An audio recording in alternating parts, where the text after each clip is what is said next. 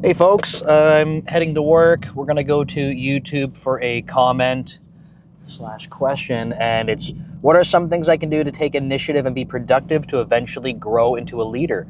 I really want to grow into a tech lead or senior. My question is, how do you stand out amongst the team and eventually become a senior or leader when you're just at the regular dev level? So I think this is a good one. I'll give you my perspective on this, of course, as all these videos are literally just my perspective, and we'll try to touch on a couple different angles here.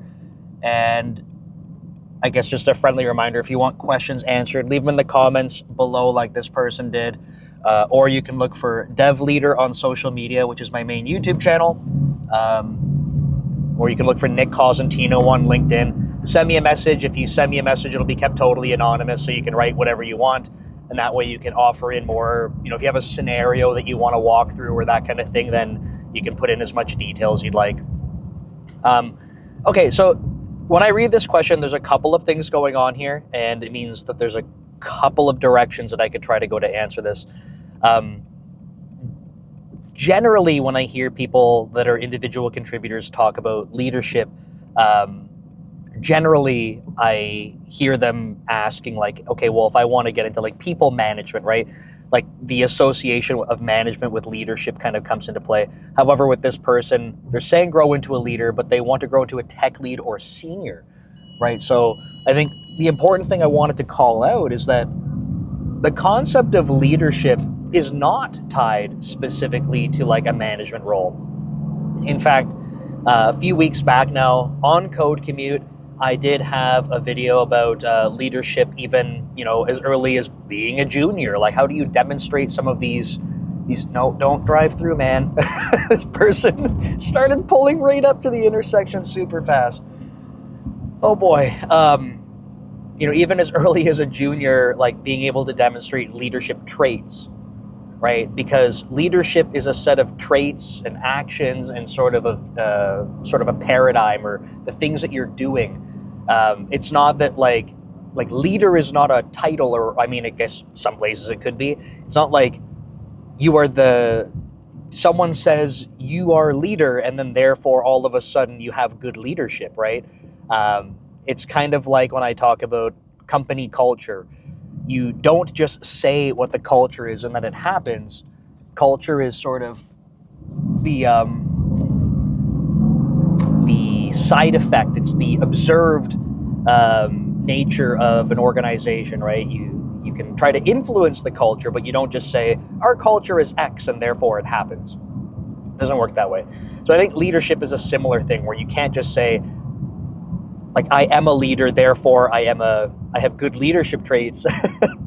And the opposite could hold true, is that you could have amazing leadership traits and not have a specific title that is leader, right, or manager. So they are different things, and I just wanted to call it out because as I walk through this, I want you to keep that in mind and see, you can kind of tailor this to be applicable to your situation. I also want to just mention to people I have to stop for gas, so this is going to be one of those videos I edit. And if you see me kind of trying to rush to get a thought out, it's because I'll be pulling into a gas station soon. I don't want to lose my train of thought. Okay, so this person is explicitly saying standing out with leadership traits to get them towards senior or to get them towards tech lead. So maybe it's worth kind of defining like some ideas around what does leadership mean.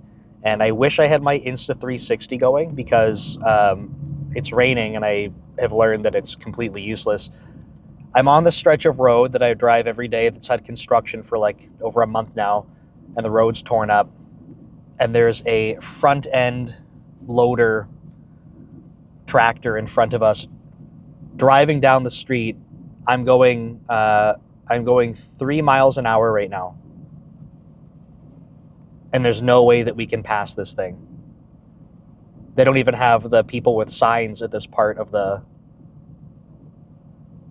road. It's unreal. I'm so angry.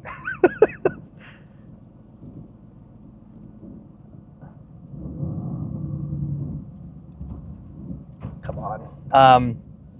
Okay, so what do we mean when we're talking about leadership, right?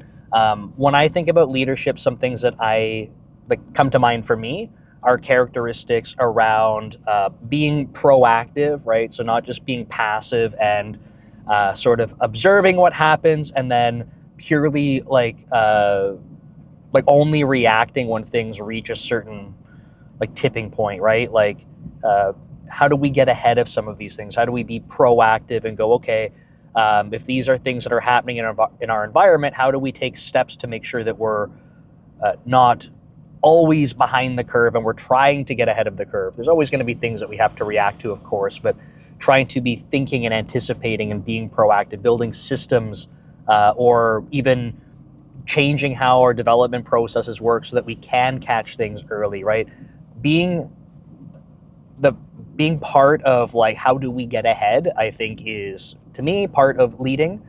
Um, when we're thinking about leaders, I think that these are also individuals that bring other people along, right? So mentorship comes to mind. You're the kind of person that is not just in a silo doing only what matters to you, but rather thinking about the greater team, right? How do you bring others along? Make sure that they're sort of amplified by interactions with you. And sorry, I might need a sec to see because there is a sign bearer now, but he's on the other side of this tractor, and I just want to make sure. Okay, they have a stop sign for me, but not the tractor. Excellent.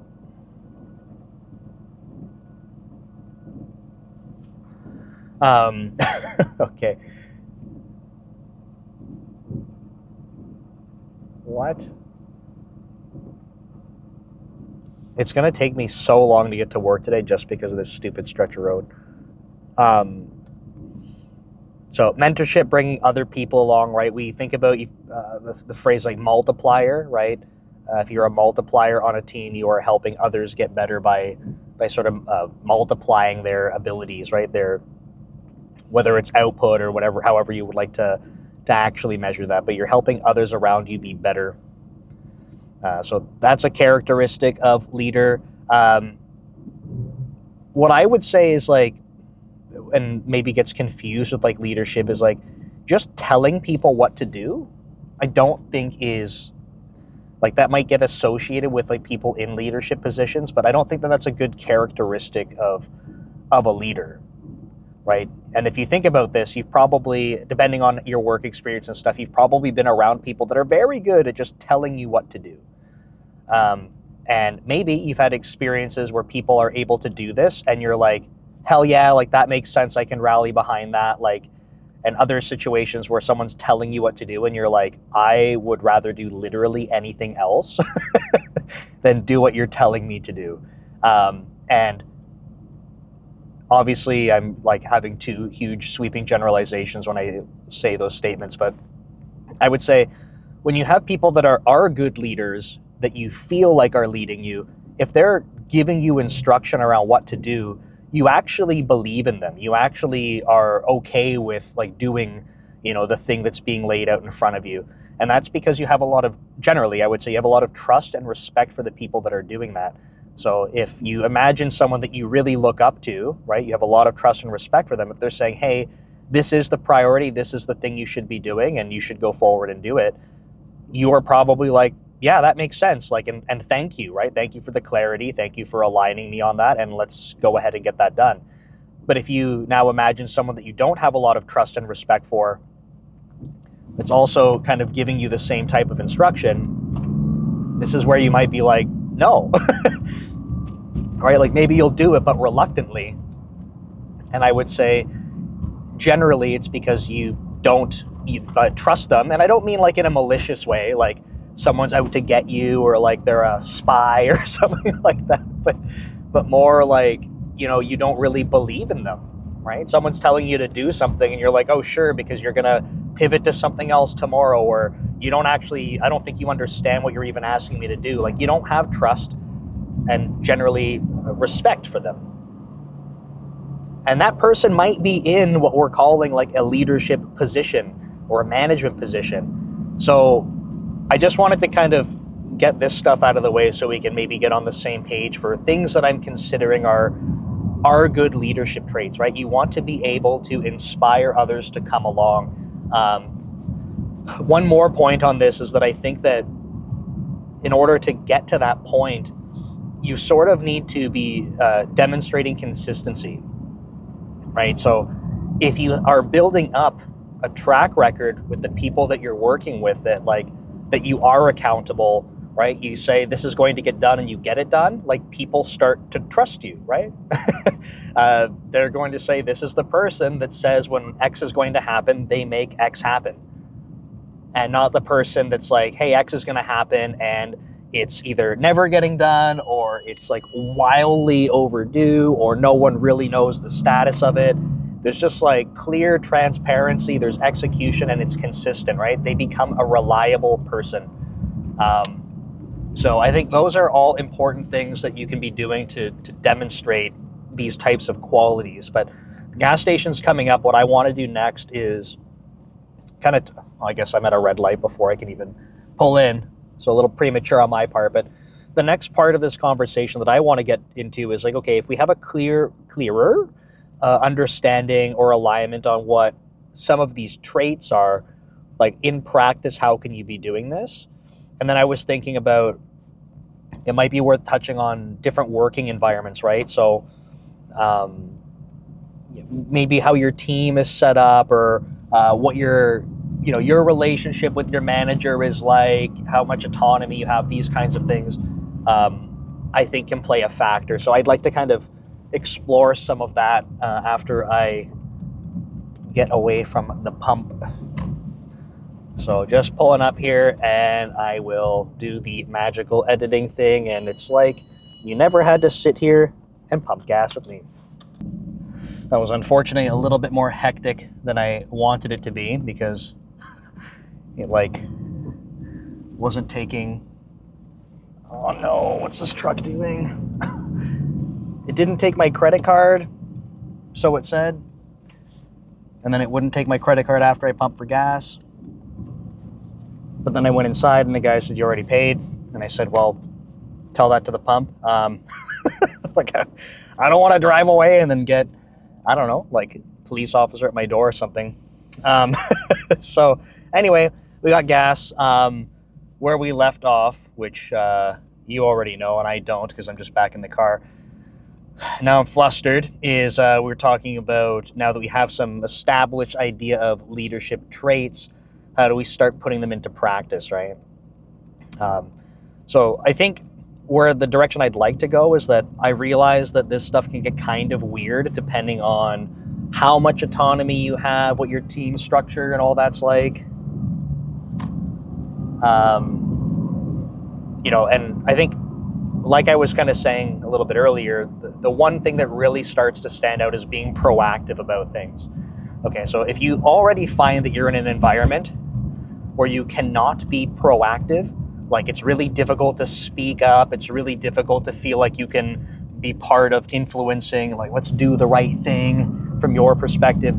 If that feels like it's not in your environment, then I feel like trying to demonstrate more leadership characteristics will feel like there's a lot of friction, okay? And it's not to say that you can't rise above that.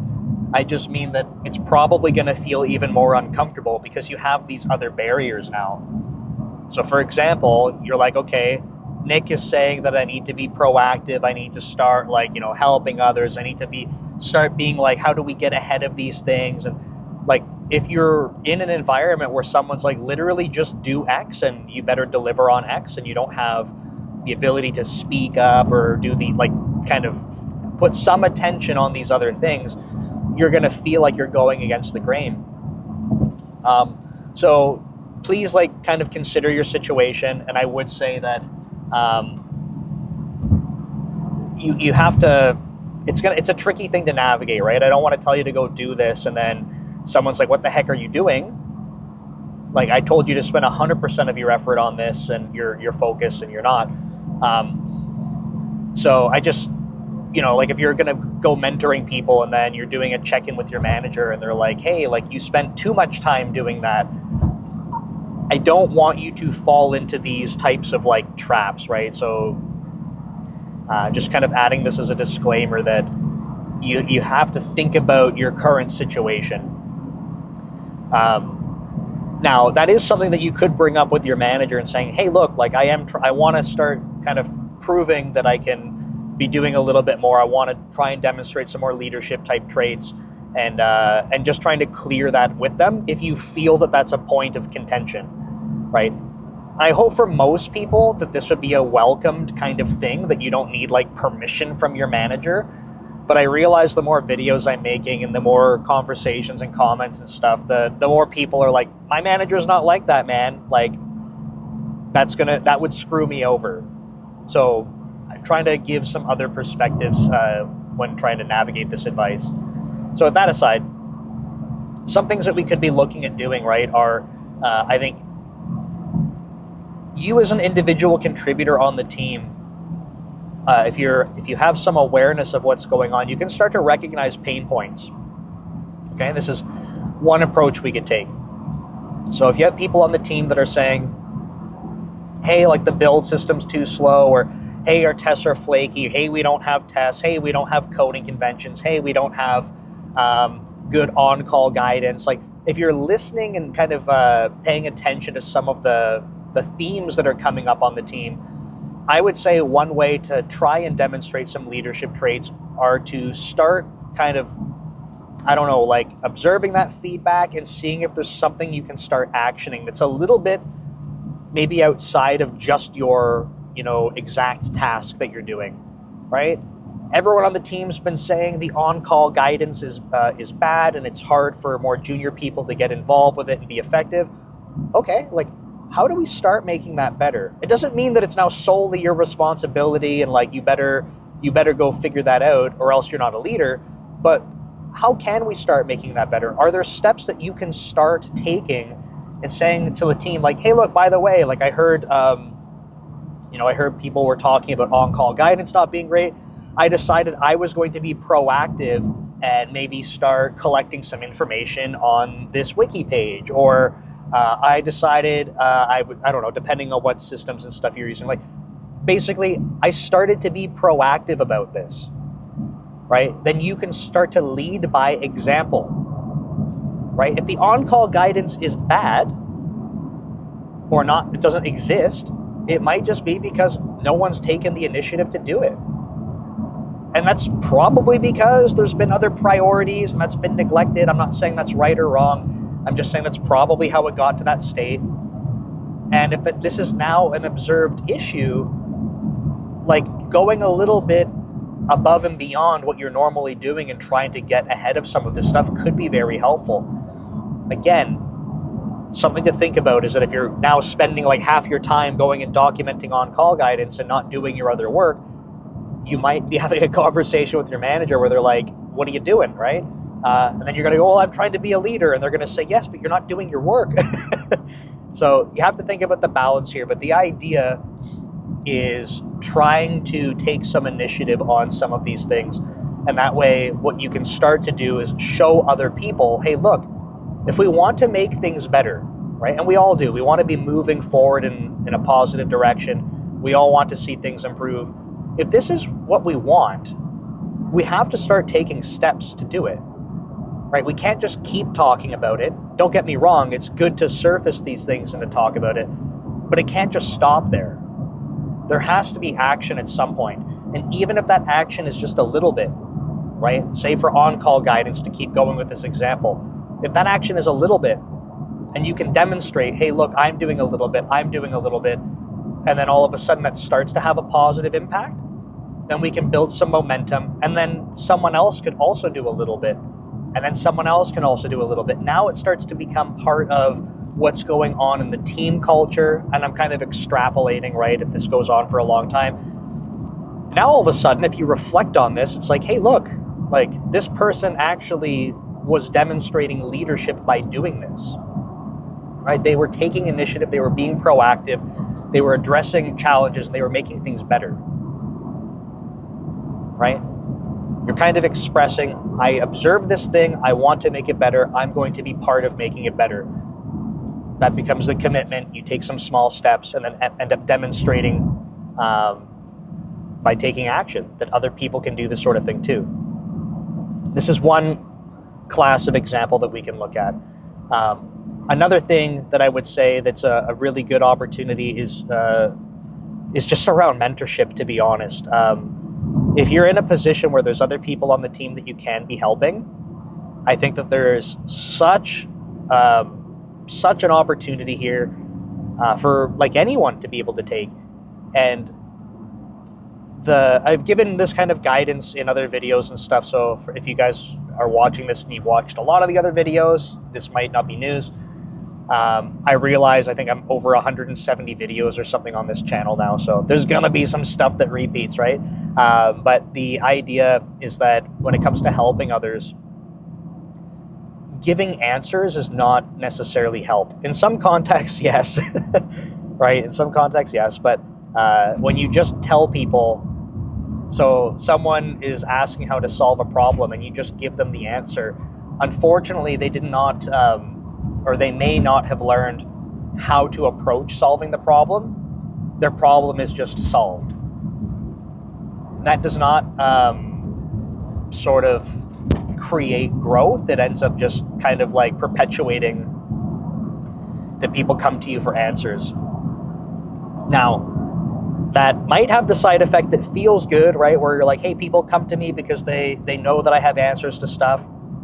That can look good up to a certain point, but I would say like that has a limit, and that limit is you. So again, if you extrapolate this pattern, so you have more junior people are learning, yes, like go to Nick, he will give you the answer, right? And someone's going, awesome, like now I know if I'm ever stuck, I know there's an expert, they're going to help me. So you become known as this expert, right? You have some of this perception around like, you know, this is someone we trust and respect, right? These are good leadership traits. But what I'm saying is that you become the limiting factor, because if you have a whole team of people that are coming up to you constantly and all that you do is tell them the answer, you are now the single point of failure for that kind of stuff. So I highly recommend, and it's a very common thing that happens. This happened to me extremely early in my career, and it took me a long time to realize exactly what was going on. It's not just about giving people answers to things. You have to teach other people how you solve problems, right? Teach them the method. Teach them how to find the information. Teach them how to be curious. It takes more effort, but it's absolutely a long-term strategy that's going to be way better than just you being the expert on something and being the single point of failure. This is where you get that multiplier effect, right? This is where you're teaching other people how they can emulate your behaviors, right? I'm just making this up as an example. Nick is the best person to go debug these types of issues, right? He's had so much experience doing it. You should absolutely just go to him and he'll get it figured out. Like he's our expert on it. But now you have one person that's an expert, and that again could work well to a certain point, but at that point you're the limiting factor. So how, you know, if I'm the person in this example, how would I go about helping others? Well, instead of me being the single point of failure and saying when they come to me and I go do the debugging for them and give them the answer, I would say, I would tell them, here's where I start, right? And like, so I would get these tools set up, or I would, you know, bookmark these dashboards, and then here's a couple of like what wiki pages I wrote up, or some other materials, like here's a reference email thread, and I would say, here's where I would start to look, and then kind of point someone in the direction and say, you know, I recommend you try this out. And then give them some of the tools and perspective to go try on their own. Again, if this is mission critical and it's some scenario where everything's on fire, yeah, you might want to be the person as the expert to go put out the immediate fire. But if that's not the case, taking this opportunity to help someone learn means the next time they might still come to you and they need some help, But over time, that person will rely on you less and less, and now they are one more person that knows that thing.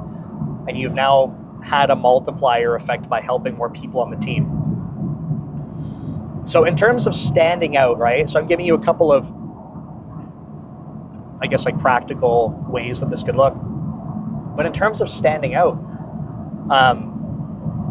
this type of stuff generally feels like it's beyond just the scope of like, the work items that you have to deliver on in your sprint, right? If you're approaching work where it's like you have a sprint board, what's the ticket on the sprint board or the tickets on the sprint board you have to go do, and your entire goal is like, I'm going to put my head down and just do those, you might be good at getting stuff done that's specific to you, but I don't think that ends up demonstrating leadership. That demonstrates that you might be very consistent, you might be hardworking. These are not bad traits, right? I'm not saying this is a bad thing to do. I'm just saying if you want to start to demonstrate leadership, you kind of have to branch outside of just your own little bubble. Because how do you, like if you think about it, how do you lead people? Because it's all, like leading is about people, right? This is the focus. So how do you lead people or demonstrate that you're having leadership for people if you're not spending more time with people? Right? I'm saying that maybe hopefully in like an obvious way that sounds kind of silly, but the point is, like, if you're reflecting on the work you're doing and you're like, there's never other people involved, it's going to be very difficult to demonstrate leadership traits. It doesn't mean you can't demonstrate technical excellence, which is also important. If you had your head down and you were focused on, delivering awesome technical solutions, yeah, like, someone might observe that and say, hey, look, like awesome work. But in terms of like people leadership, that might not get captured.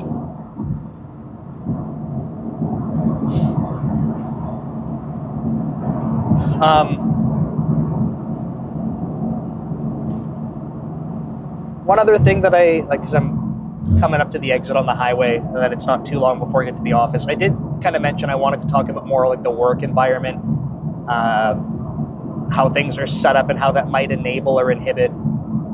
Talked a little bit earlier about sort of the relationship that you have either with your manager or how much autonomy you have.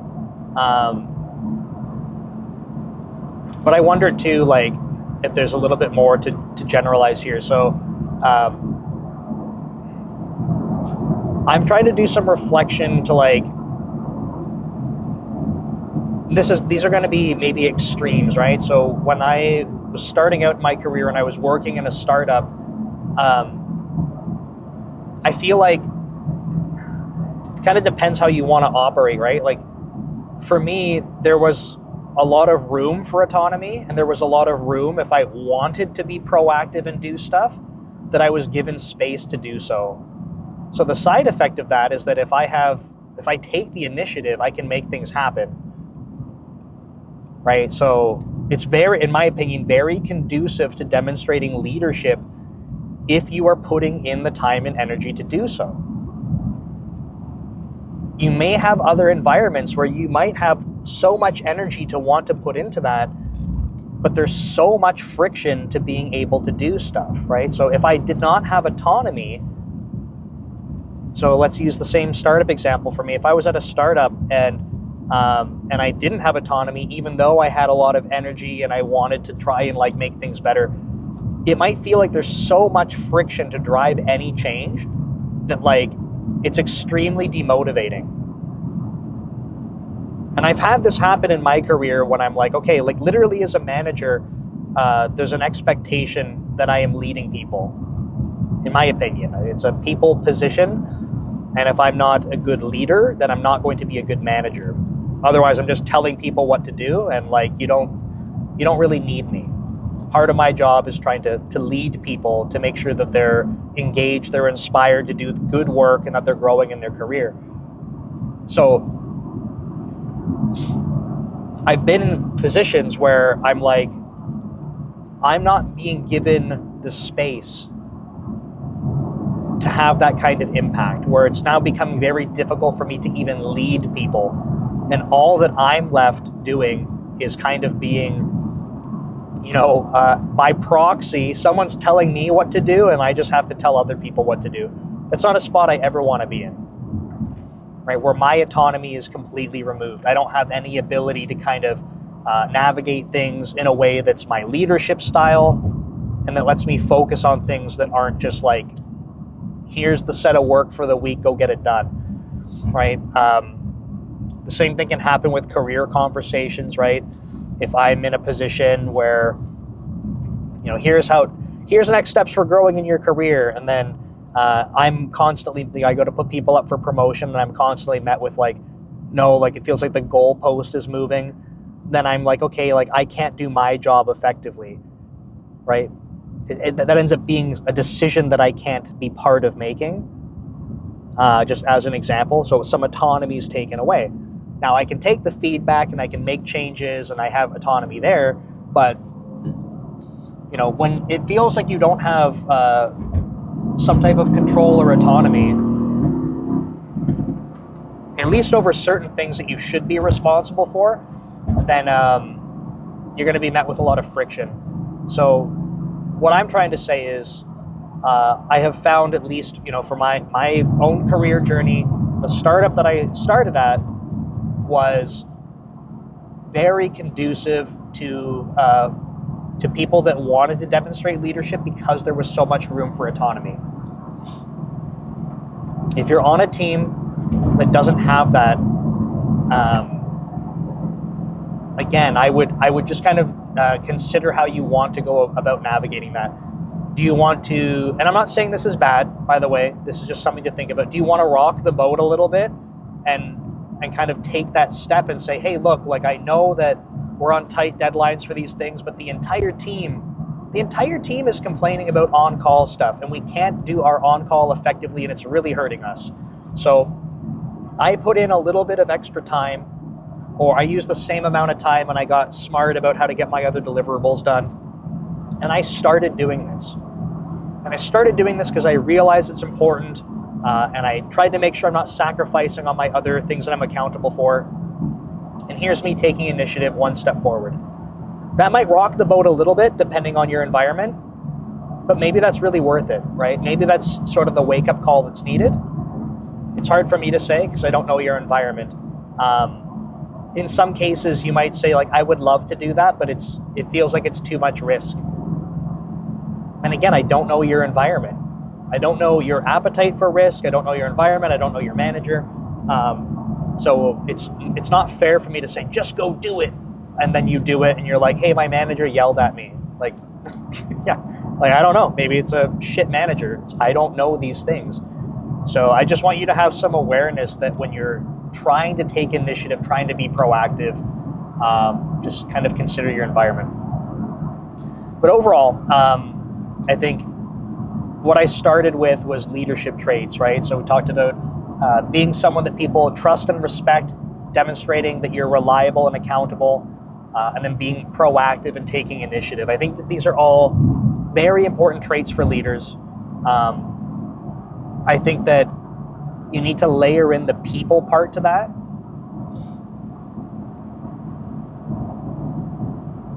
Because some of those traits, they're good, but when it comes to, this person was asking about, being a senior engineer or being a tech lead, right? If you want to be in a position where you're demonstrating leadership to people,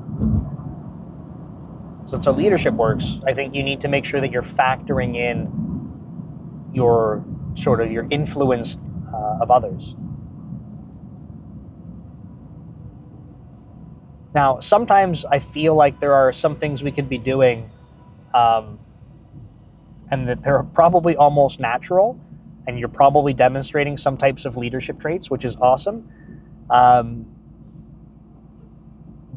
But there's this other reality, which is kind of funny, and I think it's also apparently pretty obvious, not common, I don't know what the word is. I've seen a bunch of situations where people are doing things that are quite the opposite of leader. leadership traits. Sorry, there's a bus that was trying to merge in and a big truck beside me, and my words were also escaping me at the same time. So there are things that people do that kind of like absolutely work against them in terms of being good leaders. Okay, so one of them is emotional responses to things. This is tricky because I think that it's really good if you're like, it can be very motivating when people see that you're passionate about something, right? Because it's showing that you have a lot of pride on it. You're probably going to be very proactive to make things better. You know, when things aren't good, you're like, okay, I'm on it. And, you know, like you want the thing that you're proud about and passionate about to be the best that it can be. That is cool. That is something that people can say, wow, like that is like it's really great to see someone that cares so much about something. So a positive thing. It can backfire though, because if you get emotional about that thing, right? So someone pushes up code and it ends up having an effect on the thing that you're so passionate about, and it's a negative effect. If you take that out on them emotionally, that's going to absolutely backfire. So negative emotional responses to things or to people can be very negative for having a positive leadership impact. And it, again, I'm saying this and you might be like, yeah, no shit, Nick, like that's pretty obvious. But I don't think it is obvious to some people, especially in the moment, right? If they're having an emotional reaction to something, it's probably because they're not thinking logically about the thing that's happening. It's emotional, like by definition, right? So I'm trying to say this because if you can think about something that you're very passionate about at work, a system you've built or a process that you own or something, right? You've worked on the team for 10 years and you're like, I really care about this thing because I spent so much time on it. When you have a new person on the team that accidentally breaks the build or they push a bug and it's in production, do you have an emotional response to them and make them feel like shit? If you do, probably not a good set of leadership traits. It doesn't mean that you're not allowed to feel a certain way. It means how you react to that, right? So I think there are plenty of examples like this. I don't want to honk at you. Come on. It's a green light. I think there are plenty of examples like this that, if people just removed them from the things that they do, overall, they probably would have great leadership traits. Right? So if I'll just give you another example. Say you're the kind of person that is actively helping lots of other people and having sort of this multiplier effect. Again, great thing to be doing as a leader. But if you also then have emotional responses to people and make them feel like absolute idiots when something doesn't go as planned, not a good set of leadership traits, right? Like, so part of being a good leader is fostering that environment where it's like we call it psychological safety, right? You want a safe place to fail. That means that people can make mistakes and they're not going to feel like they can't show their face at work ever again.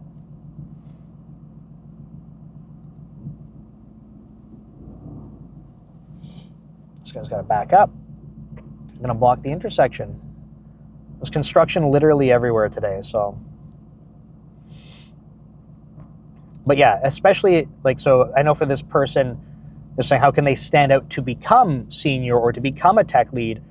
I would say something to keep in mind that can backfire is if you are sort of on your way there, but you're not creating that safe place for people to be able to make mistakes and learn from them, that's not going to work well. If you're already in this position, you are a tech lead, you are a manager, right? If you're already sort of in the position where you're expected to be a good leader, if you're not creating a safe place for people to fail, if you're not creating psychological safety, these are not good leadership traits. It will absolutely backfire.